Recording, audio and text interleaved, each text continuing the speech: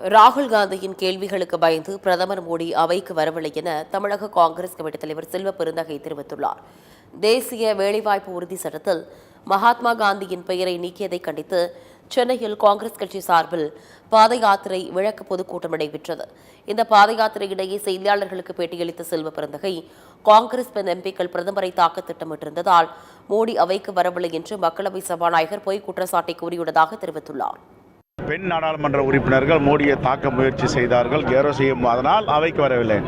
அவைக்கு நேருக்கு நேராக தலைவர் ராகுல் காந்தி எதிர்கொண்டு பேச அச்சப்பட்டுட்டு அவங்க வரல. ஏன் ஒரு ஜனநாயக நாட்டில் நாடாளுமன்றத்தில் எதிர்க்கட்சி தலைவரை பேச அனுமதிக்கவில்லை? என்ன பயம், என்ன அச்சம்? தலைவர் ராகுல் காந்தியை பார்த்து என்ன அப்படி பயப்பட வேண்டியது இருக்குது? அவர்கள் பேச அனுமதிக்க வேண்டும். ஏதாவது அவை குறிப்பில் இருந்து எடுக்க வேண்டும் என்றால் எடுக்கலாம். அதுக்கு பேரவை தலைவருக்கு, ஸ்பீக்கருக்கு முழு அதிகாரம் உண்டு.